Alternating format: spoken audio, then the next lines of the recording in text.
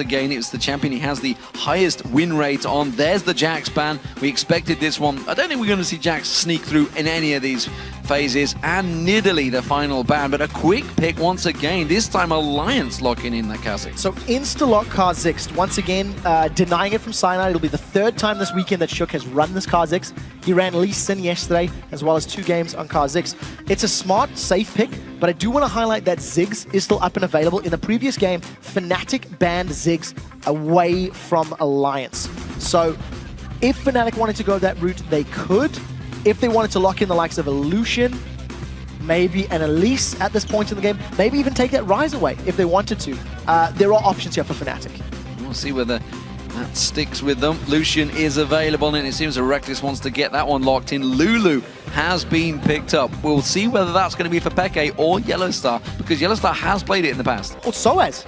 I mean, that's very true, Sociais has run Lulu in the top lane. So once again, you've got this very first lock-in where you don't know whether it's going to count of picks. In the previous game, Soraka was locked in, you weren't sure on the lane, and now all of a sudden you've got a similar situation. They can do the same again, you know, with the Lulu instead of Soraka. It is definitely a possibility. The early game laning from the global power of Wish is somewhat weaker. So, you know, that option is not available for them, and knowing that there's a Renekton potentially getting locked in also makes it more difficult because of the junglers that they were dealing with in the previous game. Elise needed to commit really heavily to get kills, and if somebody was chunked down, they could just get healed up. So that execution ability was less impactful. So we'll need to see if without that heal, if it's still a viable option for Fnatic. One thing I know after watching Fnatic for a very long period of time is they don't like to do the same thing over and over. No. They like to keep things fresh. They like to keep their opponents guessing. So I expect to see it changing around. Renekton and Nami have been locked in. We saw Nif on Nami yesterday to great success. But Renekton for Wicked. It's a champion he's not had great stats on in the past. No, not really. He has played it 6 times this split. This will be the 7th game that he's played it. He's won 3, he's lost 3. So, you know, read into it what you will. But what I do like about the combo, when you lock him in with a Kha'Zix, you do have some good dive buddies. They can work together when jumping into a team fight. You combo that with the move speed that Nami's going to be giving them from her passive and a strong tidal wave. It also allows you to disrupt a strong team fight. So if Fnatic do want to go for that heal shield comp that we just seen, there are some tools to get around it. You know, you can slice and dice through champions. You can hold Fnatic in place by a well-placed tidal wave. And yesterday, Nif did play Nami and had some very good tidal waves of his own. We're seeing whether Fnatic do stick with it. Janna is being hovered over. There's Elise. Could kind of be the same job, not quite as deep as Kha'Zix could dive. And there is Janna locked in. That means that Lulu is either in the top or the mid lane. I am expecting that to be a top lane Lulu. Support Janna, from what we've just seen, it was very effective. Because of the changes to heal, removing the Ignite healing debuff. If anybody on the side of Alliance runs that Ignite, you can use your Summoner Spell heal to remove the debuff and then channel your Monsoon for full effectiveness. So that is something that can save you and help you out in these team fights. Also, because you're seeing Sociais running Summoner heal, potentially for the 2nd time, I am anticipating that to be a Lulu. We also have seen Red Team counter-picking the mid lane so often. Remember, LeBlanc is available if they want to go for a burst type of position, or they could just run Kayle again, you know, go for the same style of composition. Well, if they're trying to go for the same style, they're going to be up against a lot more burst damage this time around. If that Ziggs gets locked in, along with Tabs on Twitch already locked in, there's a lot of burst potential. The Kha'Zix jumping in, the Renekton diving on you. A lot of burst could come out this time around from Alliance. Let's see what the final pick is for Fnatic. I think if they go for a Kayle now and they go for the same composition, I think it's going to be a mistake. I would like to see an Assassin. I'd like to see high damage because they've got survivability with both Lulu and with Janna. They've got options to kill people. And the reason that long sort of drawn-out team fight is going to be much more difficult against a Ziggs is he's just going to poke you down with bouncing bombs. He's going to zone control you with a minefield. And if anyone ever does get a little bit low, he's got his Mega Inferno Bomb. You combine that with Renekton and Kha'Zix jumping into your face, and I think that is a one-team fight for Alliance. We've got a fairly traditional comp on Alliance's side, and we'll see what Peke locks in. Yeah, I'd love to see or hear what Alliance were saying there, because body language tells you everything. Every single one of them, the moment that Zed got selected, everybody sat back and sighed because they feel this one could counter them. We'll see if it works out for them. It hasn't been locked in just yet. You see, the part of the reason for that, if Zed ever gets to a position where he can split push, there is nobody on Alliance's team composition that can deal with the Zed 1v1 when he gets to that point. So when there's enough damage on Peke's side, he's going to be able to control the map, continually push the waves. And as we've seen time and time again, the moment Alliance commit resources to dealing with him, whoever it is that's going to go and try, keep him locked down, Peke's either going to kill them or the rest of the team is going to grab objectives. So now you've got a map play advantage sitting in the side of Fnatic. I do, however, like the tower defense situation from Alliance. If they're in a straight 5v5, Ziggs is very strong in that position, but Zed obviously offers the same power with his shadows and all of his AoE. Well, we'll see how this one goes. Previous matchup was very much in Fnatic's favor, even though we were wondering whether Alliance's team comp had the ability to drag it long. So the reason Alliance are shaking and whatnot, once you hit the 20 seconds on the clock, champions are meant to be locked in. You're not meant to be allowed to swap. And I believe in 16 or 17 seconds there, they did just get that loss off. It was going to be a Renekton jungle Kha'Zix top. So we'll see if anything comes of that one. But at the end of the day, might get taken away if Alliance get through. They might. It is in the rule books. It is quite clear, and you've seen immediately Wicked responding, going, "Oh, shouldn't have done that one." But at the end of the day, I think this game is now all about the early game for Alliance. They've got very strong champions early on: the Ziggs, the Kha'Zix, the Renekton. If they can get some map control and prevent Zed from getting to a power play position where he can split push and become this very map-present threat, that is Alliance's way to get in this game. They can't afford to let it go late, because defending a tower with Lulu, with Janna, is going to be quite safe. You've got knockaways, you've got knockups, you can defend 4v4 or 4v5. Oh, we'll see how this one works out, ladies and gentlemen, as Game 2 of the semi-final gets underway. We are in the spring split playoffs. Remember, Fnatic were the champions in 2013 in spring and summer, and don't forget, of course, they got that third place at the World Finals. They want to be the team that represents Europe in these All-Stars, and can they beat that team? Who knows? Alliance are in their path right now, but they are one game down. Alliance starting out as the blue team, up against Fnatic as the red team with that 1-0 victory. The pressure very much is on Alliance. Yeah, I think for Alliance right now, a strong start in the laning phase is crucial to controlling Fnatic. Once again, there are tools on Fnatic's side to mitigate any damage that comes down. You do have a Wild Growth, you do have a Howling Gale, and your Monsoon, rather, that will help you out. So we'll see how execution goes up. Fnatic, once again, they're grouping up at level 1. Last time they had a very successful level 1, stealing away both of Alliance's buffs. We'll see if they get the same sort of situation this time. So we are seeing Fnatic potentially 5-man push in towards that blue. They're effectively defending off their red, but they are leaving their own blue very much open. They did a sneaky tactic, remember, in Game 1, taking away both red and blue from the enemy jungle. This time around, we'll see whether they do that. They got 3-1 buffs last time. And that was a big advantage for the start for Fnatic. Yeah, it's quite funny, because when you get those buffs early on, yes, it is a strong start for the team that gets them, but it's slightly more about denying your opponent. It's slightly more about slowing your opponent's jungle down. And, you know, because Shook was on Elise and he didn't have, you know, the super early levels, and it was in 2v1, you know, there wasn't really gank opportunities, but nevertheless, it got in his game, got in his face, and he was the one that gave up the first 2 kills. I mean, you can't deny the fact that Fnatic were the ones that got an early advantage. So we saw the ward that was purchased by Nif. That's been placed in the river. Looks like a monitor issue, but looks of it for Sociais, the way that the referee's poking the monitor there. I believe you have to press the button generally to turn it on or off, not like monkey style beating it. Get a hammer, it works. Depending on the... It's going back to the Zoolander, how do you internets? That's what I was thinking of there. If you're not sure what I'm on about, Google it on YouTube. You'll see it. It's a great clip. I think the way we're looking at the minimap right now is fairly standard. We're not seeing the makings of a lane swap. Got to be a little bit careful because I don't want players to hear, but I mean, because Fnatic are still grouped up as that sort of 5-man, we need to see where they decide to go. We need to see what the game plan is, because late invades has sort of been a thing. It's a little more commonplace in recent weeks. It'll be interesting to see if Fnatic get there. I mean, they've got 2 French players on that team. So if they do get to All-Stars, you heard Yellow Star, you know, what it talks. I'm talking about what it meant from... I know for a fact, Sociais, he's a very emotional guy, very tied into these games, absolutely loves winning, hates losing with a passion. Like everyone, I guess. Well, I mean, like everyone, but the fact that you'll be doing it on your home soil is a big, big thing. The thing as well is when you look at Sociais, when Fnatic were losing and they had that heavy losing streak, you felt like it hit Soaz more. He took it upon himself. It was like a personal Fnatic. insult. He was very outspoken. He was very disappointed in his own play. And I think him more than anyone else in the top lane was complaining about the meta, complaining about the champions that are being played. So I'm excited to see him pick up the Soraka. I'm excited to see him pick up Lulu. He didn't have the greatest of success earlier in the split, but you know, there was great control, there was great decision-making in the last game. Maybe they've stepped up their performances for the series. For I mean, he played the Lulu at Katowice, I believe, in the top lane as well, to not good success. No.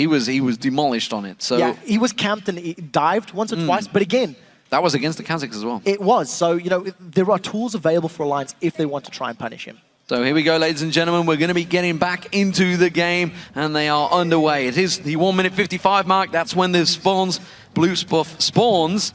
And Wicked already spotting out Fnatic there and keeping well away from this one. Doesn't want to get caught out like he was yesterday by the Copenhagen Wolves. So part of the reason that these invades are quite successful and you see teams grouping up is if you want to initiate a lane swap, you can send your duo lane with your jungler to go and invade your opponent's buff, and it ends up working in your favor. You'll notice that both Tabs and Nif moved all the way up to Fnatic's blue buff and placed a ward down.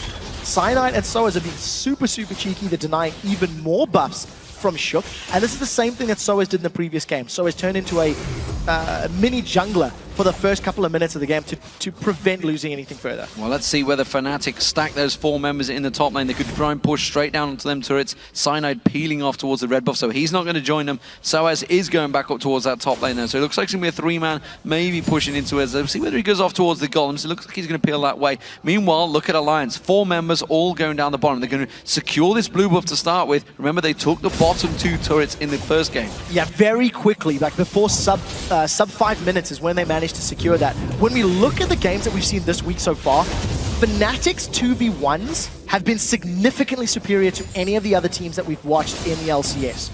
Gambit had absolutely no idea how to handle Rocket. Yesterday, we even seen Alliance falling prey to the Wolves' decision-making. Now, even though Alliance are going to get this first tower quite early on, I do feel that it should be evened out by that top lane. We'll see how quickly Reckless and Yellowstar can even it out. No one else from Fnatic is pushing that tower down. They're going to drive it down. Soaz had to back off. He took the golems down. Didn't hit level 2 though, and he's actually waiting to buy. He's gone for boots in that top lane. So we'll see how it works out for him. He's going to be trying to defend out that inner turret, but Alliance is still pushing. It's going to be 3 members of Fnatic. They're a long way from taking this turret down though, and Alliance, they're almost on the inner. I think we're going to be seeing the same situation that we've seen from the previous game, with Alliance getting 2 towers to 1.5 maybe for Fnatic. They're going to get this top tower down very shortly, and if Soaz sticks around a little too close, he's been bubbled. And he's been caught out with the Aqua Prison.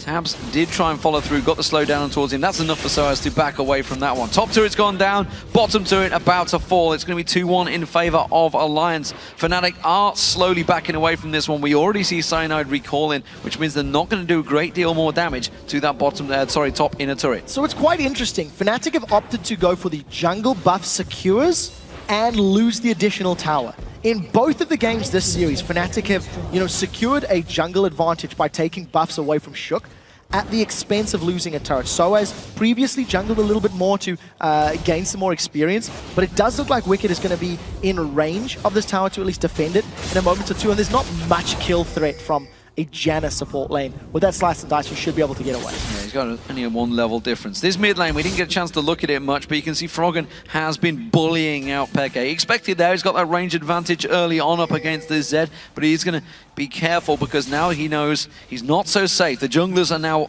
disappearing in towards their own jungle. They're not visible pushing those lanes, which means he's going to be a little bit cautious, as they may well be looking to jump on him. Yeah, and of course, this is the first Ziggs that I've had a chance to talk about this week. It is 4.5, so his attack range has been marginally reduced, so just a little bit less in your face, and we do see Froggen got mana. I think Cyanide, it was an opportunistic gank. At the end of the day, Froggen has exhaust, he has flash, and he had that satchel charge, so he needed to land everything perfectly, and Cyanide's just going to push the wave, get some lane tax. I think extended lanes now. Until teams start deciding to rotate for dragons or maybe for invades, we should see straight matchups. Oh, Shook's going to get some damage down on towards Cyanide. Pounces on towards him. Gets a good voice spikes. That's going to be Froggen jumping across. He's going to repel across. Gets caught by the rubber ducky and bounces straight back into the race. Has to flash away there. Good damage and good control. Froggen did burn his flash and exhaust though. Yeah, so at the end of the day, Summoner spell's somewhat advantageous for Fnatic because it was one flash for a flash and an exhaust. But wow, that burst from Shook. He melted through Cyanide's HP bar with just a couple of spells. So if Shook ever finds Cyanide in the jungle alone like that and gets some damage before the little spiderlings are out, all of that isolation bonus damage is going to work in his favor, and that's something that Cyanide needs to be very, very careful about. Also somewhat precautionary for Froggen, the fact that exhaust was used. They are just about to hit level 6. Peke, who has just gone back to base, got himself that Bilge Water Cutlass. He'll be looking to try and take advantage of that one. Yeah, Peke's been playing very safe in this mid lane. He's just picked himself up a bunch of CS, but he was about 20 down before that wave, now 12. I think it's expected. It is, of course, the lane matchup. Almost steals the big Wraith. He's got a Shook. He's going on towards it. Pots the ultimate down. Needs to get a bit more damage, though. He's not quite getting enough pop. Yes, he will. Got on towards him. Got another slice on towards him, and that was enough for the ulti to pop down. And first blood for Peke. That was great decision-making from Peke, and just unfortunate for Shook. I mean, he was going for the Wraith camp, and there's very little that you can do against that. Instant reactions from Peke. He just hopped straight over the wall, had more than enough damage to grab the kill, and ends up once again securing first blood on Shook in the semi-finals. Absolutely fantastic stuff. So, tabs in this bottom lane, all very equal against Reckless. We'll see how this Twitch turns against this Lucian. Lucian, of course, being a very successful champion so far in the playoffs. Yeah, it has been very successful. It's one of the trifecta AD carries. And I think if you take a step back and look at your mini-map, once again, Fnatic have got superior vision in the early game. I talked about in the last game and how many wards Fnatic buys as a whole, and etc., etc. The river and the entrances to the red and the blue buff sides of Alliance's jungle are littered with Fnatic wards. So this is a great position for Fnatic. The moment Shook stepped across that ward, he was instantly pinged by Fnatic. So they've got a lot of information to work with, and that is a testament to the fact that Reckless and Yellowstar are playing so aggressive in this bottom lane. Oh, Aqua Prison's going to land, but Tabs is not having any of that though. They realize that it's going to be Cyanide coming down. So as it's coming around the side, Glitterland's available, catches on towards Nif. He's in all sorts of trouble. The Cocoon lands. Wild Growth being used. They want a double kill here. They're going for Tabs. Soaz tanks up the turret. The Howling Gale does not quite land. Soaz is taking a few too many tower hits. And with Shook nearby, they back away, but it could be a dragon. Yeah, they don't have the wild growth, so keep that in mind. If anybody from Alliance wants to challenge, the Mega Inferno bomb is available from Froggen, and there is vision in the pit. So if they group up, that could be a steal opportunity. It looks like Alliance want a taste of this one, but it would be a 3v4. Fnatic wisely, I think, back away. They didn't want to run the risk of being confined and hit by that large AoE damage. Yeah, so as a very juicy target there. Mega Inferno bomb, jumping, unseen threat from Kha'Zix, pouncing on towards him. And don't forget, Twitch was there as well, so he would have put some damage down. Very wise, Fnatic back away from that one. Blue buff does go across the Peke though. Yeah, I want to highlight just in that teleport gank from Soaz, how well played it was, getting a double knockup. Yellowstar's basically dead, doesn't have flash, he's going to get caught. Yeah, he's in all sorts of trouble. That's going to be a kill for Alliance. Or will it? Yes, it will be. No doubt about that one. Shook's the one that Alliance picks Dragon. it up, and that is going to be an Alliance Dragon. So that's just a poor positioning mistake from Yellowstar. We talked about how much vision they had and the decisive and decision-making, and that is just a straight mistake on this side. Peke's going for Froggen. Peke's going in, but I'm not sure Froggen's too worried about this one. He had his exhaust back available and just drops the Mega Inferno bomb on his head. Completely outplaying Peke. I think Peke underestimating the cooldown and the timer on that exhaust. Now Alliance with a nice swinging control. They've grabbed themselves Dragon, they've got themselves 2 kills, and if they stick around to this next minion wave, they're going to get this tower as well. Yeah, 5 members of Alliance all in the mid lane, all ready to push on towards his turret, and really the only defense at the moment is going to be Yellowstar and the jungler Cyanide in there at the moment. He's not going to be able to keep him away from this one, tries to use that shield, it gets taken straight down. You cannot stop 5 members of a team pushing your turret this early. A very, very good turnaround for Alliance, and it all stems from that one mistake that Yellowstar made a few moments ago. There wasn't enough vision in the bottom half of the map. I think Yellowstar misread the situation, decided to go and try clear out the pink ward in the Dragon Pit and get some vision down himself. From him going down, Alliance have grabbed themselves a 2,000 gold lead. They've opened up the entire bottom half of Fnatic's map. If Alliance ever want to contest a blue buff, they've no tower for Fnatic to fall back on in that bottom half of the map. So it's a very smart play, and we talked about how important this laning phase is for Alliance. Their champions have the ability to get ahead early, and they're busy making it work. Well, it's a 20 CS advantage for Froggen. There is a disadvantage in the bottom lane. Reckless is doing a great job farming. No surprises there. The All-Star #1 vote, and honestly, the Phenom coming into this one, we wondered how he'd handle the pressure coming into the LCS. He certainly did fantastic, getting MVP in that Super Week. Shook taken very low by the blue buff there, but he didn't give that blue buff across to Froggen. No, not this time round. Froggen does have about a third of the cooldown on his blue himself, but I want to touch on that in the previous game. Because of the focus from Alliance to get towers, it also cost Tab CS. This is 2 games in a row where he's been behind its CS at the 10-minute mark. And, you know, Reckless did a pretty good job. Yellowstar and Reckless have now found themselves on the bottom turret. Cyanide snuck by, but if you look at the positioning, Shook is aware of it. So I think it's going to be a little bit difficult if they're looking for a dive. Some great pressure in his mid lane, but Soaz is going to come in there. Got some good minefield down there. Already used the satchel charge, remember. Now he's going to use the Mega Inferno bomb on himself, but this time the wild growth should be enough to take him down. Now in the bottom lane, Tab's getting dived on. Cyanide putting the damage down, followed on by Reckless. Reckless trying to pull some punishment onto the tower. Cyanide could pounce on towards him. Shook's going to come around as well. Can he get on towards Reckless? No, he plays it safe. The sides against it. So 2 quick kills for Fnatic in the mid lane. Pekka and Soaz just outplaying Froggen. A 2v1 setup with that wild growth.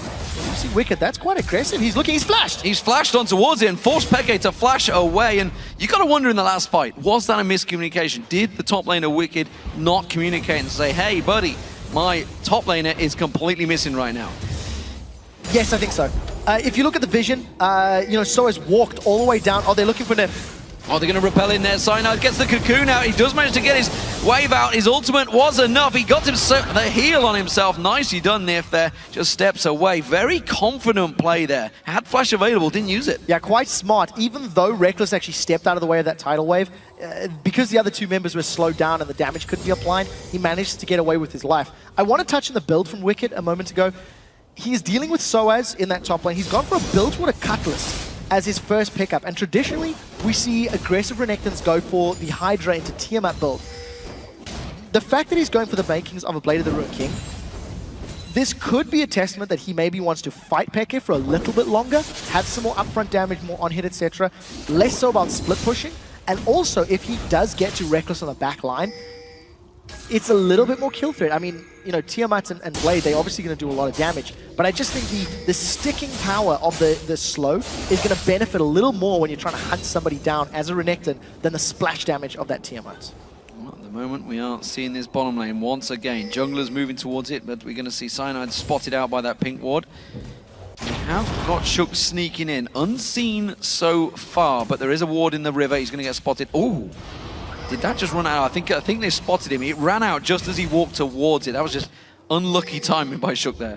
Yeah, a little unfortunate. Cyanide and Shook once again sort of reading a similar situation. They want to gank on the bottom line. And it does look up in the top lane. Soaz, he's actually flashed in there for Wicked. He's going for it. He's going for it. Peke is caught. Mega Inferno bomb catches on towards him. There's the exhaust. One more bomb. He has to be accurate with it.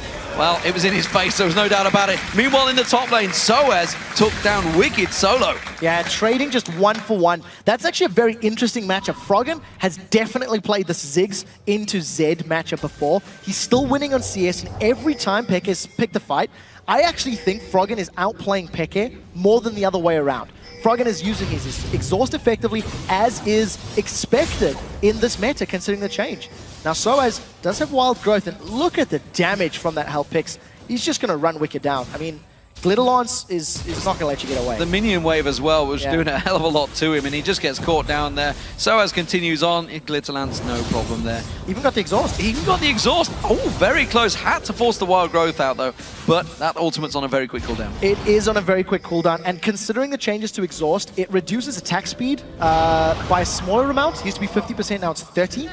But the most important thing is damage reduced is down to 50% now. So against assassins like your Zeds, it is much more effective. And it's something that I know when Deficio and I were talking about it upstairs, he's a fervent believer that exhaust is such a hard counter to assassins. And it's working in Froggen's favor. Every time Peke has jumped in, that exhaust has been very useful, and it's only when Pekka's had the support of Soaz that he's been able to actually 1v1 him. And it's always a ticking time bomb for a Zed, of a case of when the Zhonya's hourglasses get built, when those Guardian Angels come in, when even the cleansing, the QSS maybe get picked up by tabs. So on that note, Peke is going to start transitioning to the map presence, the map play. You'll notice Peke has already gone to start pushing that top lane. Alliance have got timer and control of the dragon, thanks to very good vision, and Fnatic are nowhere near this one. This is going to be uncontested, and another dragon for Alliance. Yeah, because Peke has gone towards that top lane. He wants to start pushing in. They've already moved into the split push mode. That's what they need.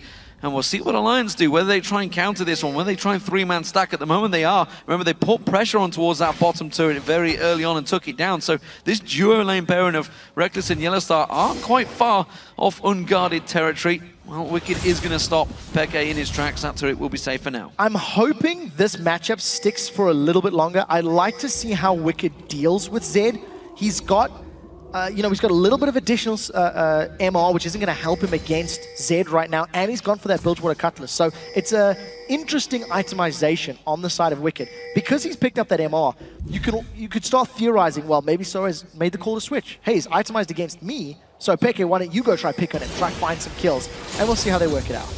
Peke is just waiting off the side. He wants to get Frog, and the moment this blue buff goes on towards him, he's looking to go towards him.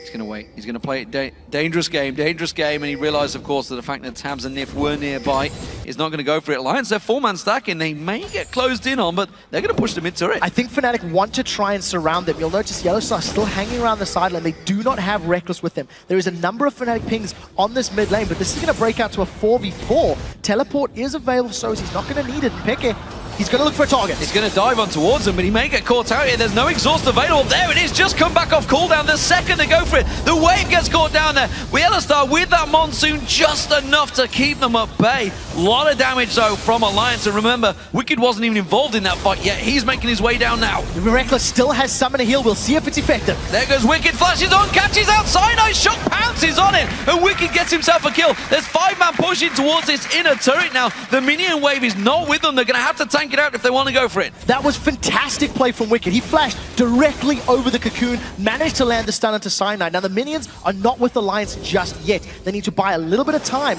before they can get onto that inner turret. Wicked instantly going back up to the top lane. He wants to push that tower down. From that one kill, Alliance may grab themselves 2 towers. The cooldown, it was actually Nif's exhaust. I didn't notice that one. I was waiting. Wicked's and Froggen's were both on cooldown the moment that fight started out, but Peke was expecting that. Didn't get caught out by the timer. Does take a lot of damage. Them bombs are starting to really hurt Peke. This top turret is going to go down to Wicked. Oh, I actually think he's going to play this one safe. So at the end of the day, no towers gained by Alliance. The wave clear from Lulu and from Zed down the line melts that minion wave. And even though Froggen was landing some very good poke onto the members of Fnatic, Alliance didn't overcommit. They didn't stick around in that lane longer than they needed to.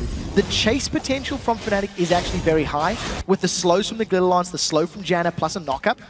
Had they stuck around, had they bit off more than they could chew, Fnatic could have turned it around on them. So at the end of the day, Alliance grabbed just a single kill and some damage on both of those turrets, but they are in a good position. They're still holding on to that lead. Yeah, it has drawn Reckless away from the AD farm for a short period of time. You can see he's a long way ahead of Tabs, but Tabs himself has been trying to get involved. Mega Inferno Bomb thrown to the blue. It is not there. No, not this time around. Not the end of the world. He's got his blue buff on himself. Does have that. I think he's the Holy Grail for some cooldown reduction. So, Froggen doing well for himself. 2-1-2. I think he's still farming very well. He's extended that lead over Peke. And you'll notice how Fnatic have transitioned their vision control to very defensive now.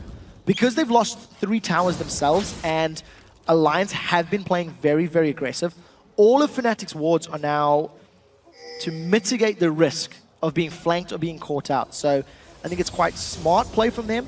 But again, we're just waiting for this point where Peke can pull threat towards him.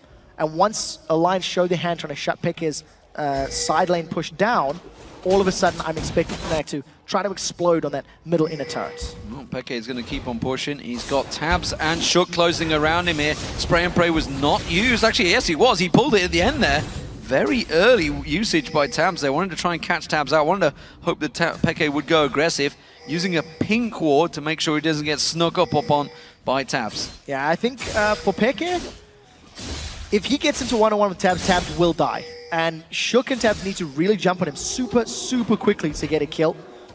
we do see that Yellow starts going from the silence. This is going to be 2-1. Going in. Stealth, comes in towards him. Wicked joins the fight. Peke quickly gets straight out of it. Tab's not carrying down him. The Void Spikes do land. That's going to slow him down. The rest of Alliance are closing in. They're coming down the river. Peke's running straight towards them. Headlong in towards Froggen. Yellowstar getting caught out. Peke's in no man's land, waiting for his living shadow to come back up to try and get away from this one. Yellowstar caught out. Shook goes down. Back up towards Froggen. Froggen trying to recall. Nobody's gone into the bush. Everybody's left him alone. He's got out of there. So cheeky.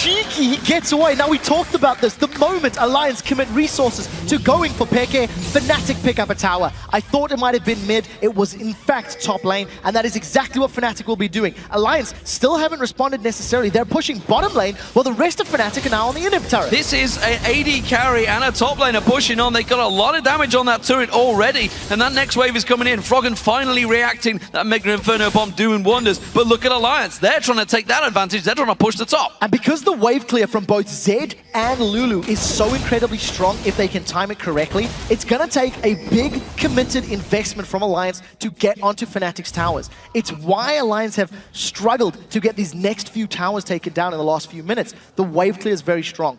I do think that Fnatic are just going to try rinse and repeat the same process. Every time Alliance try to stop that split push and stop Peke from farming, they're just going to try pull a trigger and go for an objective. Dragons respawning. Again, I'm not expecting any sort of contest now. Alliance have got better positioning, better vision control, and are better greens. Yeah, they're going to be all over that one. It's another dragon for Alliance, and that keeps the gold in their favor. Still very close. Peke coming in to see if he can try and maybe force a flash out, but both of Alliance's Shook and Wicked have the ability to move through those walls. So, what are Fnatic going to do? The pressure on them this time around. They do still have that 1-0 advantage, and as you say, they're going to push for that mid tower. Froggen doesn't have Mega Inferno bomb. They've just been caught napping here. Yeah, they really have. Froggen struggling with his own blue buff. Soaz is about to find out.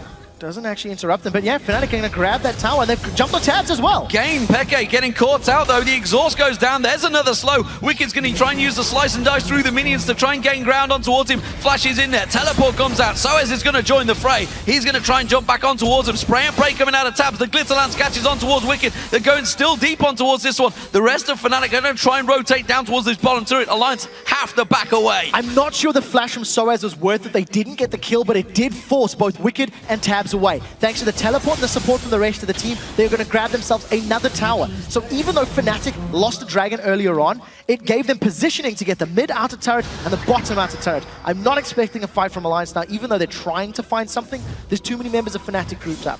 Yeah, they had the vision, they had the wards, and they spotted it's that one single ward. It's around the back of the red. Always catches people out. We do have a pause, ladies and gentlemen. So let's regroup. Where is the game right now? 5-5, you can see, all squaring kills. Gold, just 1,000 between them, and still just one tower. Alliance have had the better share of the dragons, though, but it is a very tight game. It's Soaz once again. He's having a reboot, it seems, of the client. We'll see how quickly he can get back in. I think Alliance have been in a good position, but they need to be smarter with when they deal with Peke's split push. That's twice in a row now that there's been resources committed to Peke that has backfired for the team. Two separate occasions where Fnatic have been able to get a net gain even though they lost something in exchange. And I think for Fnatic's composition, because they have safe wave clear, because they have champions that are, I'm going to call it like near impossible to dive under a tower. You can't dive a Lulu, you can't dive a Jan. It's so incredibly difficult. I do feel that Fnatic will just play this turtle game and let Peke go do his own thing.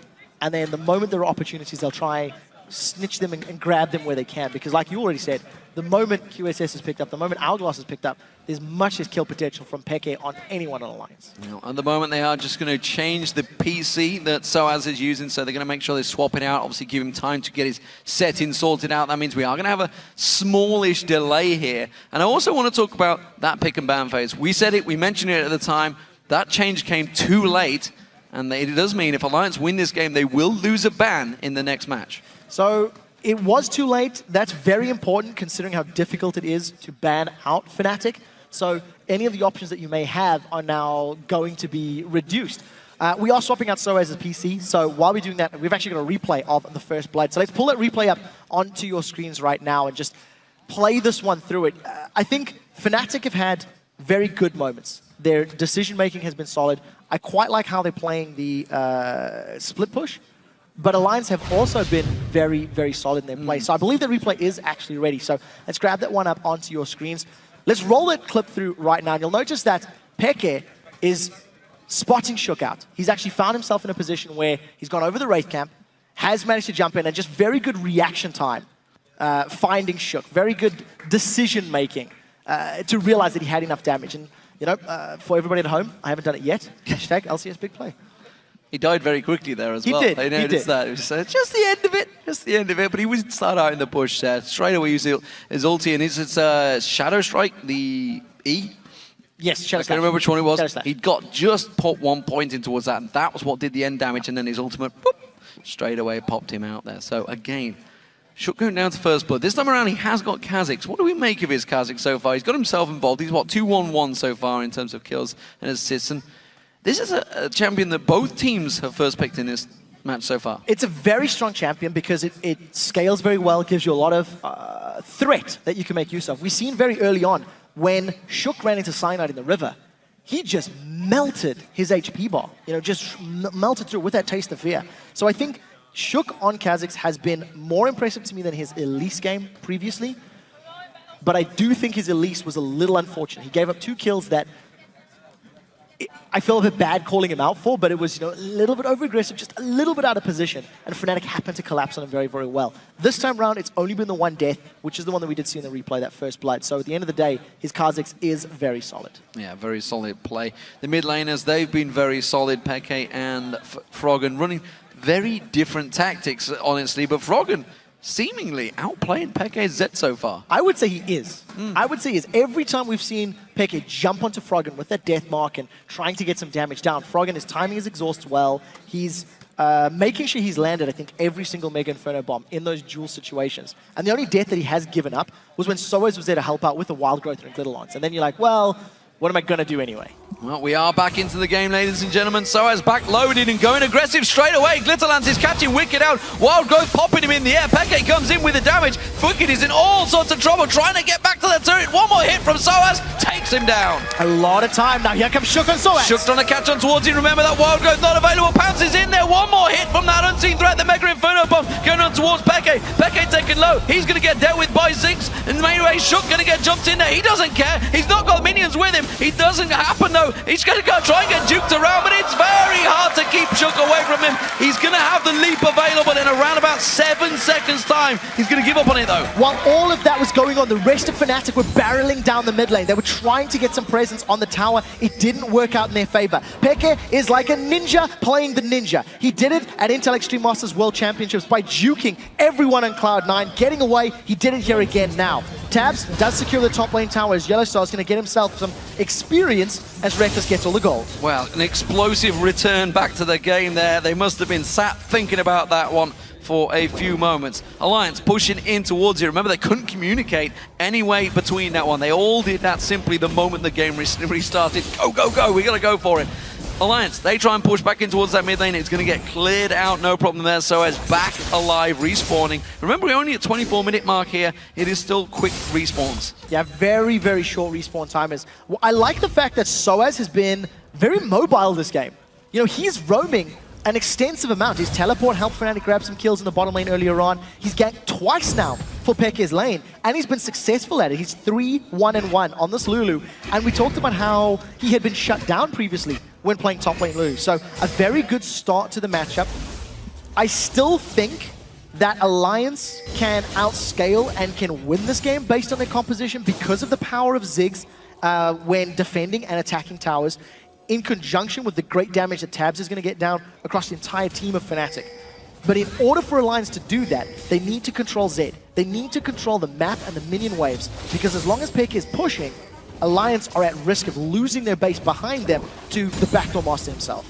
Froggen is starting to build up quite a lot of damage right now. Ravenar's Death Cup completed along with that Void Staff and of course the Athene's and Holy Grail, which is almost the bog standard start item for Ziggs. Peke laying in wait, this time to go for Wicked, but Wicked with that Warden's Mail and of course those boots, he will be able to get away from Peke quite quickly. Shook was already making a move down towards that bottom lane though, just in case. Yeah, so Wicked is definitely showing a tendency towards these boots of mobility, boots of swiftness rather. Boots of swiftness, That's the word I'm looking for.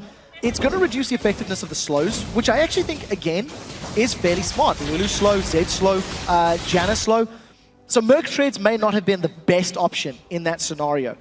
It is a little different, and I also like it again because it allows him to get to the backline. If Fnatic are ever grouped up as a unit, and Wicked with the Blade of the Rune King and the increased movement speed thanks to those Swiftness boots, he's going to get in Reckless's face very quickly and very early on. So we'll see if Wicked can make that work, because we're starting to, get to the makings of late game. Deathcap, Void Staff, and Athena's Unholy Grail has been secured for Froggen, so he is hurting a lot with those bombs. Well, that pink buff is going to get defended, I feel. Yellow Star's not going to get some time. He gets caught out with the rubber duck. He eats a bomb as well. That was undoubtedly easy stuff there for Froggen to just keep Yellow Star away from that one. Remember, Dragon's up in a minute. That's why they're protecting this one right now. Yeah, and this time round, it looks like Fnatic want to battle for Dragon. They've got timer. They appear to be positioning a little more tight and knit in that mid lane. They have backed off to heal and pick up some items. I'd like to see Yellow Star picking up boots, because he didn't go boots for a very long time in that last game. I don't even think he actually purchased them at all. And that, to me, is a little riskier when you've got Ziggs bombs that you need to dance around and dodge. Interesting conversation. I'd like to have heard what Soaz was saying to his team, because he was definitely moving to go for that gank and then quickly backed away against Tabs there. Remember, he's got that Rabadon's Death Cap now completed. He would have gone very close to Tabs. Tabs is actually fairly underfarmed in comparison to Reckless. Yeah, there's a very, very big disparity. Because of the presence that Fnatic have had in the side lanes and pushing it down, Tabs has not been left alone. Tabs cannot run the risk of farming by himself deep, because Pekka is going to blow him up. So because of that added kill threat and presence that he needs to worry about, he's fallen behind. Now, we talked about how Fnatic wanted to challenge for this Dragon, but a minute ago it all started in that middle lane. Fnatic have got good vision, so they're going to be aware of Alliance moving in, but Alliance are denying it thanks to those sweeping lenses. There are 3 on the side of Alliance. If a fight were to break out, in order for Fnatic to win, Pekka is going to blow somebody up quickly, ideally Froggen or Tabs. In order for Alliance to win, they're looking for poke. And Alliance are looking to, use those bouncing bombs. Fnatic, they're going to split push instead. Yeah, they backed away from this one. Peke goes straight down towards it, keeps those minions on towards the tower. And actually, Wicked kind of responding, realized that he's backed away from it. The calls come out, Alliance want to push him towards his mid turret. Yeah, and I think they should be able to get it if they tank the tower hits. The minion wave has been melted, but look how quickly Tabs is burning through that turret. We do see Pekka coming in from behind. He knows that he can't be spotted. He's sitting, there's no ward here, but he needs to cross a few wards to get to Alliance. So there's going to be a very small window of opportunity for Alliance to take advantage of that information. Minion wave is on the turret. It's going to need to take a couple more hits. That shield's not going to be enough. They're going to take this turret down. They're going to get kept away. Peke going to come around with them. The rest of the team trying to close in there. But this is dangerous times for Peke. Peke is going to get closed in upon. He gets jumped in, pounced down. Ultimate used, but he just gets wrecked by Alliance. Yeah, Shook and the rest of Alliance, we talked about that window of opportunity. They completely took advantage of it. Fnatic were not close enough to respond. Peke just got blown up, and this could result in inhibitor turrets. Yellow Star getting bullied out by Froggen here. Throws out those mines, keeps him away there. Soaz needs to be careful. Tabs is on him. The slow goes down. The exhaust gets used, but he has to flash out of the danger. Ward gets quickly placed across there, and the bombs continue to rain onto in towards them. Alliance pushing on towards the inhibitor turret. They may have enough to take this one through. Froggen taking a big burst of that culling. All of the damage coming out towards him. That's going to signal the retreat for Alliance. Very, very good defense in a 4v5 scenario. Alliance peeled away to try and zone Soaz out, and yes, they got his flash. But I think if they had committed to the tower a little bit earlier and forced Soaz to run the long way around, that could have bought them a couple extra seconds to get some damage down on the tower. Regardless, they managed to get the inner turret, they killed Peke, and they've got themselves a dragon. While all that's going on, they also defended their bottom inner turret. Peke was trying to peel back to apply pressure on that, and it didn't work out. Cocoon being thrown towards Wicked, very tight there, but does back away. Alliance are actually fairly low on mana. They're not going to get bullied out from this one, though. They are sticking around. Peke shows himself in the top lane, so they know they're not too fearful. Catching on towards Soaz once again. The flash comes out. Wild Growth had to be used. The poison tick, not enough. And Soaz lives to fight again. That's one of the things I love to see when you have a Tabs, when you have a Twitch on your team. Every Switch I've seen in the last week or two of games has used that ambush stealth very, very effectively when comboed with a burst from the rest of his team. Sneaks up on you, gets a whole bunch of damage and spray and pray. If he eventually goes towards a Blade of the Rune King, can slow you down with that as well, and then just instantly deletes you from the map. Unfortunately, because Soaz had Wild Growth, that saved his life. But well played, and Tabs trying to find his way back in. He's still 100 CS down. You can't deny that is an immense amount of gold. It is a big chunk of gold. You can see it on the screen though, because of the global objectives, the 4 dragons that actually Alliance have picked up. It looks big in items, but he's actually only about 700 gold behind. Yeah, you are right. Because of the great dragon control Alliance have secured, this is working in their favor. Now, I want to remind you of the stat that we delivered just as the game was starting up. In every game Fnatic have got a Baron, they have a 100% win ratio when they've secured Barons. I'm not sure if that's stolen Barons or safely secured Barons, but fact remains. As we get later into the game, Baron is now going to be the objective that teams dance around. Baron is going to be very crucial, especially when you consider how much damage Kha'Zix, a damaged Renekton, and a Twitch have. I think they could burn through that Baron Nashor rather very quickly. Well, Soaz is down the bottom. He has got that teleport, so the rest of Alliance are just going to group up. Tabs is actually the man that's off on his own, dealing with Soaz. He's going to try and sneak up on him again. Remember, there's no flash available this time around, but he does get away. And Froggen was moving down the river as well, trying to get in range for that Mega Inferno Bomb. So they're looking for that combo. If it's timed correctly, maybe they can get Peke as well, but it's so much riskier. Until Tabs actually gets a QSS, he really does not want to accidentally bump into Peke, because I do still think Peke will blow him up. With the Ghost Blade, Last Whisper, and a Blade of the Ruined King, that is so much damage. Peke has got, 2 additional actives that he's going to be throwing around, but look at the damage onto Yellow Star. Yeah, Yellow Star keeps eating those bombs from Froggen. He's been bullying him every step of the way. Tabs again is going down towards there, and Soaz immediately backing away. The top lane, you can see Peke sticking around. He's going to keep on pushing here. Reckless again, using that culling, clears that wave out, no problem at all. But Alliance, they may well try and rotate back towards the Baron. They want to get vision of it. Peke, he's going to back away. He's done enough, and he's stopped Alliance from pushing. I really like, once again, the vision that Fnatic has. It's weird, because it swings. They get a lot of vision, then they lose a lot of vision. They get a lot of vision, then they lose. This is a phase where they've got quite a lot. No Hourglass for Froggen. He was spotted going for blue. The rest of Fnatic are trying to move in on Shook, and Peke is on the side. This could be scary for Alliance. Peke is looking to go on towards Froggen there. He's going to try and steal this blue buff away. He's got to be cautious, though. The rest of Alliance have rotated round. There's the Rubber Ducky going down. The slow catches on towards Peke. The rest of Fnatic getting close by. That Aqua Prison will not land. Tabs is actually moving up towards there. They're actually on the Baron right now. I'm not sure where they've started off. They have, and Fnatic have got himself position here.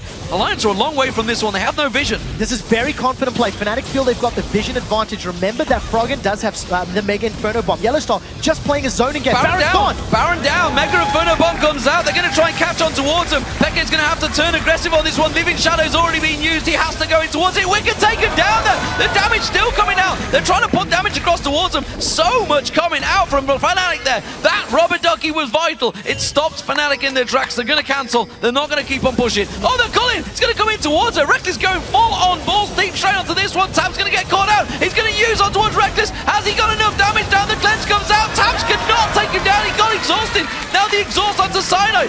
Froggen gets in. He gets a kill. They jump on Yellow Star. Yellow Star goes down. It's a double kill. Soaz comes around the side. You're not cheeky enough. And Soaz is going to have to try and run away from this one. Reckless trying to kite round. He fancies a triple kill here. Shook jumps on towards him. Shook taken so low. Another bomb would be enough. Soaz throws out the glitter lance. He takes down Nif. And Froggen is the last man standing. Soaz comes around. He's going to get the sweep and oh my god! The bomb bounces back and Soaz goes down. What the hell is going on? This was an example of how to bait your teammates into dying. From the moment Baron was secured, you've seen the flash being used from Peke, or the shadow dash rather from Peke, to get closer into the pit. That pulled all of Alliance toward him. Now, okay, so this is after Peke has already gone down. Every single member of Alliance is retreating, and Reckless feels very confident with his culling that he was going to hit Nif a couple more shots. But because Reckless went aggressive, it pulled Tabs in. The rest of Fnatic decided to peel back into this team fight, and look at the damage from that bouncing bomb. You do have to touch on the fact that Yellow Star had saved Reckless thanks to the Mikhail's Crucible. And the summary of the next 30 seconds of this team fight, everybody stays overcommitted. Soaz comes whizzing in from the sideline, but his teammate's already dead. Now from the exhaust, it was like, okay, well this is a lot of damage in Soaz, let's stick around. Reckless is going to sneak himself in and find a kill into Shook, because Shook's like, hey, I've got support, I can pop him. Nope, not this time. And it's just every single member of both teams getting pulled and sucked into the extended fights. I'm all right. It's all right, guys. Don't worry. I got this. I got this. So, Fnatic and Alliance, they are 11-10. The Dragon is spawning, but Tabs is nowhere to be seen. He's rushing for the top turret. The rest of Alliance, they're rotating up there. It is going to be the Dragon for Fnatic, but the rest, 4 members of Alliance, all pushing in towards that base. You can see the mid lane. They got Ziggs on the inhibitor turret. They're going to rotate towards the inner turret. Everybody putting damage down. Dragon's been taken. They're still recalling. They're a long way off getting involved in this fight. Peke fancies Tabs. Yeah, very big advantage for Alliance. They should get this tower down. And considering the struggles that they've had to take towers over the last 20 minutes, I really like that play. They lost Dragon, but you will happily lose Dragon for those towers because Dragon will respawn, you can fight for it. What I do want to touch on, that should have been the first Dragon that Fnatic has secured if memory serves. It should be 4-1 now. And we highlighted the fact that every time Fnatic have got a Baron, they've won the game. I'm going to question that stat this time around because immediately after getting Baron, their whole team overcommitted. They chased so deep into Alliance territory that they lost Baron on 4 of their team members. Reckless is the only one that is still running around with that. And yeah, it's great to have at least somebody, but that advantage, that map play, that decision making, great to get Baron and then mediocre to overcommit. Ooh, let's take a minute to take stock of the items because everybody after that Baron play, remember there is only one member, I think his Reckless is the only man standing with the Baron on him right now, of course, because everybody else went down. He's not going to make a great deal of use of that, but it's Alliance that actually fancy themselves the stronger. They're the ones that are doing the pushing. Peke once again off in that top lane. He's been told not to recall, it seems, by his team. We've got this. Cullen's available, can clear the way. Yeah, because of the wave play that Fnatic have, they are relying on Peke to just keep split pushing. He's got the hardest job though because he needs to get all the way down to this inhibitor turret. The vision that Fnatic have in the red buff area allows them to know when Alliance backs away. As long as they don't go through that jungle, there is information to work with. Peke has made it all the way to the inhibitor turret. There's no culling for this next defense, so pressure on Soaz and Yellowstar to get good line damage. Well, Tabs is going to use that spray and play to clear the way. Tried to catch onto someone. Wicked going to get engaged upon. Wicked. Peke doing a lot of damage, but it's not enough. The exhaust comes out. The tower hit should be enough. No! Gets away with his life, but that means that's safe, and that means Alliance can keep pushing. Small mechanical misplay, I think, from Peke, as well as not counting on exhaust. Exhaust is now down there, so at least if Peke rinses and repeats that in a few minutes, maybe he can make something happen. The rest of Fnatic defending, Bubble doesn't connect, but the tower is getting so low. Remember that Froggen picked up a Sheen a moment or two ago. He's getting closer to that Lich Bane, which will allow him to also melt through towers. Big wave on the bottom, that's where Alliance look to be rotating towards. I think they're just going to take away the objectives en route though. Baron up in 2 minutes time. And for now, Fnatic have bought themselves a bit of a reprieve, a bit of a timeout as Alliance back away. So I like what Alliance is doing. They have got this sort of attack damage Renekton with that Blade of the Rune King in there to try and deal with Zed. Even if he's winning or not winning those 1v1s, he's keeping him busy, which is protecting towers. While that is going on, the rest of Alliance is sieging. They are using the great position that Froggen is in. He's 7-1-2 on this Ziggs to make sure that Fnatic feels the pain with every bomb, and it's allowing Alliance to get damage with each wave on those towers. But again, we're now down to the most difficult part of the game, getting past those inhibitor turrets. And if Alliance don't read the situation well, and Peke manages to flank them or get a kill onto Wicked, for example, all of a sudden that's going to be an inhibitor for one team or the other. So we'll need to see how Alliance continues to play this game. Well, with Peke trying to push that top lane, it is going to be Wicked. It seems it's going to be sent back there once again. He's got that Randy Zoman, of course, so feels that he can deal with him. Froggen now got the Zhonya's Hourglass. He has his weapon of mass destruction to stop Peke from taking him down, and at 7-1-2, he really is a key player for Alliance. MVP of the season we have given him, and I think rightfully so. He's trying to put another performance in for his team here. Yeah, 30 seconds before Baron comes back up. Alliance are doing the right job of denying vision from Fnatic and setting up their own vision. They don't want Fnatic to rush down that Baron like Fnatic did, a moment or two ago. So we'll need to keep our eyes on that situation as it expands. But again, I think if I were in Alliance shoes, I would get vision and set up a siege. Force Fnatic to defend. Yes, they have great wave clear, but you have much more bouncing bombs. If you spray and pray one more time, you'll get that turret. You know, they got 70% of the HP the last time they attempted it. If Peke shows himself in this bottom lane, I'm wondering if Alliance are just going to rush straight for that Baron. He's warding it out. He's expecting that, he's hoping, I think, that Tabs is going to come looking. That's what he's looking for. He's got that red pot running. but he's a long way away from anything. Alliance are not interested. They're just pushing straight at the mid. I don't think Tabs will come at all. Tabs has been playing so safe this whole game. He's never really put himself in a position where Peke could jump on him, and it's always been Wicked that has responded to those pushes. Now, because Peke is going to be pushing the bottom lane, it's opened up Baron for Alliance. I want to touch on the fact that Rex is coming in here with those Fura boots. They are cheaper, and it's going to give him kiting power, which will be very crucial in this next team fight. Alliance are melting through Baron, so Fnatic, they need to steal. Pekka's going to get you in time for the fight, not for the objective. Cynide's going to have to go for this one. He's got vision. He's going to have to repel. He tries to go for it, but Shook, that's it. There's going to be a repel. Where's he going to go? The culling doesn't really do a great deal. Wicked's killed out Cyanide in that backside. Cynide's now going to get taken down. Tab's doing a lot of damage towards him. Peke goes in. He goes aggressive, but straight away gets exhausted and blown up by Tabs. Cyanide gets caught out. He gets pinned on the wall. It's a second kill for Tabs. Shook goes aggressive. Mega Inferno Bomb. The Howling Gale doing just enough. Shook with the speed boost of the ultimate will not gain on towards him, but it's 2 kills and the Baron for Alliance. So much damage onto Tabs in that previous engagement. The Mikhail's Crucible and the heal from both his Summoner Spell and from Nami allowed him to just survive through the death mark. Peke did the right thing of trying to find the squishiest target, but it was too little. Alliance had already secured Baron. They're going to get this inhibitor, and if they want to carry on sieging, they've got some minions to work with under the turret. They're going to be hard-pressed for Fnatic to stop this. 26 seconds, that's the countdown on Peke and Cyanide. Alliance are going to keep on shoving in towards these Nexus turrets. It is Reckless they want to worry about, and Sociais trying to pincer them up the side there. They're taken down on health, but remember, they've got the regen from the Baron. They're pushing in towards there. Yellow Star taken low. They still keep getting pinked out there. The exhaust being used. That Nexus turret taken low. Here comes the minion wave. They should have enough, but they're going to back away. 3-second timer on Fnatic. They know that they're going to be respawning. They're playing it safe. The culling was so crucial there to defending the Nexus turrets. Reckless was able to just melt the first minion wave as it moved up, and Alliance were tanking the turret the entire time that they were at that objective. Now that Alliance have grabbed themselves a Baron, they're going to peel back away, let the super minions do their work, grab a Dragon as well, and I'd like to see them just ward up the jungle. Ward up everywhere where Fnatic or where Peke in particular could move. Because if you know where Peke's movements are across the map, it's going to give Alliance the ability to just dive in. Peke no longer has freedom to split push alone. Because if it takes him 7 or 8 seconds to recall back to base before he can contribute meaningfully to a team fight, Alliance have a 5v4 where they can go for Nexus turrets or a second inhibitor. And now, of course, Wicked with that Thorn Mail, he's happy to go 1v1 with that guy, I feel. But it doesn't seem he's going to be given that opportunity. So, Alliance in the driving seat right now. Still only a 3,000 gold advantage for Alliance, but with that Baron buff, with the seemingly big advantage they have in the team fights right now, they're going to be very confident. They're going to be looking to push. I'm very impressed with how Alliance have played this game so far. They've played it very safe. They haven't overextended. I think every time Peke has looked for an opportunity, he pulled some resources towards him early on in the game, but not necessarily the greatest amount.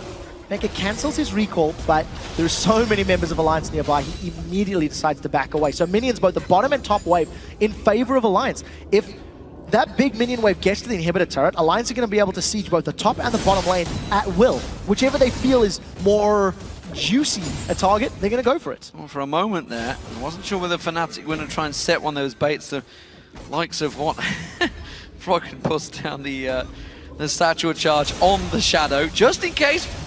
Just in case Peke fancied going in towards there, he would have eaten the Statue Charge in his backside. As it stands, though, it is going to be Alliance pushing on towards the turret. Yeah, that was actually good damage onto Nif. Just from a single, Shadow Slash from his E, it put a lot of damage down, but Nif has already healed himself back up, so Fnatic are the ones they're going to continue sieging. Super minions are not in the base yet, so Alliance biding their time until the minions pull members of Fnatic away, either onto the turrets or to defend the wave.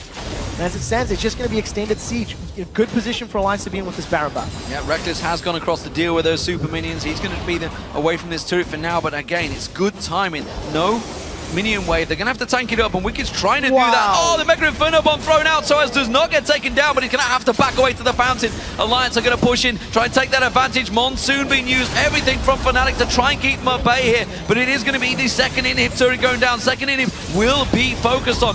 big minion wave in the bottom as well, and the super minions, they keep coming up the mid. Even if Fnatic wanted this fight, there are 2 exhausts available for Alliance, so the moment Peke jumps in, he's instantly going to have his damage reduced. Reckless gets a good culling, and they're forcing Alliance away. A very good culling. Can they land a good cocoon on towards Froggen? They're trying to focus on towards him, but Froggen is continuing to poke. Wicked almost getting caught off, picked out by Peke. Reckless doing defensive duties, keeping those super minions at bay. Yeah, they've held onto the inhibitor for a few seconds, but one more attack from Froggen is going to be enough. Sociais is still trying to look for something, but Alliance are just playing this really, really well. Their minions are pushing on the bottom wave onto the inhib turrets, and Alliance going to back away. Baron's now worn off. You're going to steal away all the jungle camps, spend the money that they've just earned, sitting on a couple thousand on a few of the carries, and then just siege up once again. Super minions on the top lane, now they want to siege middle. And it's just League of Legends by the numbers now. Play it safe, get the remaining objectives, and then get the Nexus. No doubt about that. No need to risk it for Alliance here. Remember, they are 1-0 down. They need to try and take this to the 3rd match in the series. And at the moment, it looks like we may go there. This is the semi-finals of the playoffs for the Spring Split. Remember, Fnatic are the champions, and the winner of this match will go through to the finals to face either SK or Roccat, who will be playing after this match concludes. Yeah, the winner of the series, 1-0 for Alliance. We're going to go to the decider. What I like, though, is the boot enhancements that have been picked up. It's taken a lot longer for multiple champions to actually upgrade the boots. We touched on Reckless going the Fura.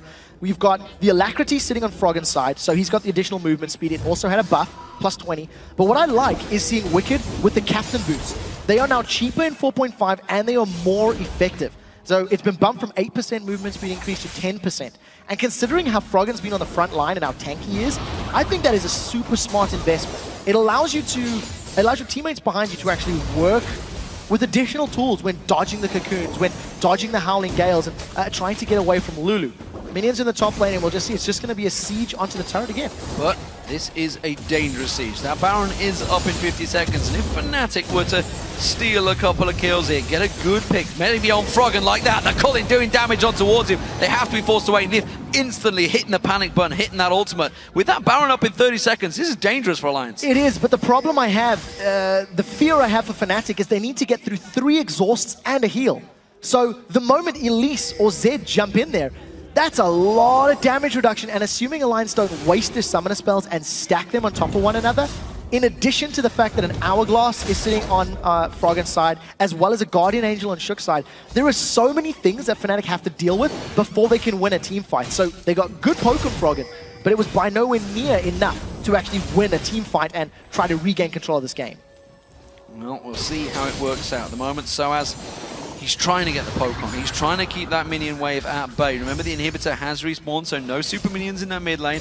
Top one will be up fairly soonish. Dragon's going to be in 30 seconds. Baron is up, and we'll see whether Alliance choose to go for it, or whether they just try and keep this pressure on Fnatic. I think unless Alliance are trying to bait Fnatic towards them, I do expect them to just continue sieging. I think their champions do better in that scenario, and because they've got so many exhausts and heals, if Fnatic wants to get back in this game, they've got to catch Alliance out of position, not the other way around. They're going in towards Yellow Star. Peke tries to come around the side, but instantly gets leaped on. Has to use that shadow to get away, and quickly countered. And Fnatic, well, what are they going to do here? Alliance have the position advantage.